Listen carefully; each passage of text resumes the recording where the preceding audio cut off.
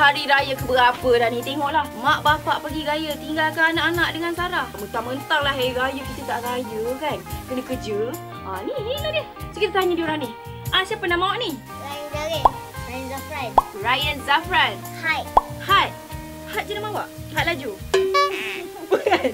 Okey, jangan nangis. Okey, awak nama siapa? Mama Adam.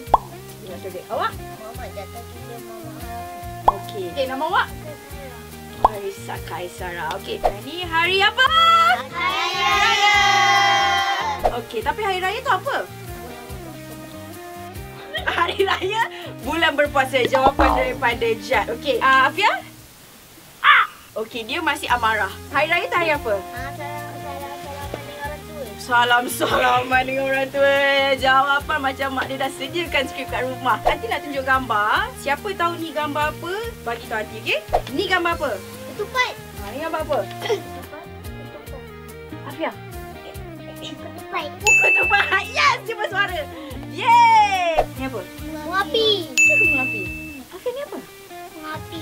Tiru jawapan tak apa. Okey, ni apa? Afia mesti tahu. Masih marah mungkin? Ni Ayam. ayam. Ayam. Ayam tiru jawapan. Mungkin dia macam ayam. Ni apa? Ayam sambal. Hari raya mestilah ayam rendang. Ni mesti tak pernah tolong mak kat dapur ni, cik. Gambar seterusnya. Ni gambar apa?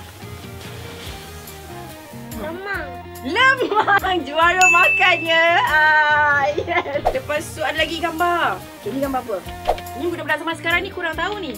Tak ingat apa ni? Pelita. Pelita, Zarif? Ya ke? Apa ni apa? Pelita.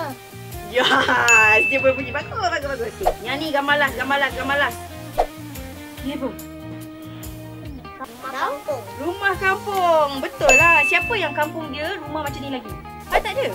Habis kampung Hat kat mana? Kat Keluang. Awak adik-beradik. Macam sama. Saya ingat awak adik-beradik dengan dia. Bukan. Siapa dapat duit raya angkat tangan? Semua orang dapat. Berapa paling banyak pernah dapat duit raya? 50. 50? Dia nak ambil RM1 je.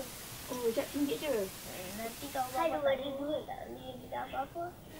Alhamdulillah So dia minta RM1 je duit raya. Sebab kalau minta banyak-banyak, baba dia tak ada duit nak beli benda lain. Siapa lagi? Selain RM1, selain RM50 pernah dapat berapa ringgit? RM10. Banyaknya. Siapa yang bagi duit raya banyak-banyak ni? Kadang-kadang dia pergi dekat rumah orang dapat RM50 juga. Ui, rumah siapa kau pergi dapat RM50 ni? Bagi tahu nanti nak pergi juga. Tak tahu.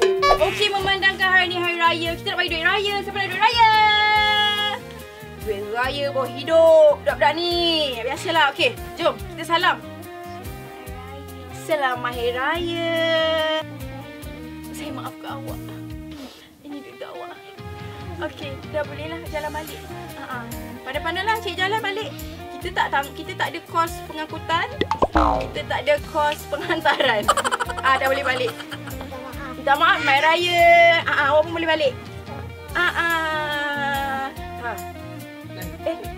Minta maaf. Okey, laju. Okey, minta maaf kerana begitu garang sepanjang syutingnya. Minta maaf. Okey, dah boleh baliklah kos penghantaran. Dah tak ada budak-budak. Lega weh, lega. Dah sekarang ni kita nak tidur. Nanti ada orang balik. Assalamualaikum Selamat Hari Raya. Selamat Hari Raya. Hot FM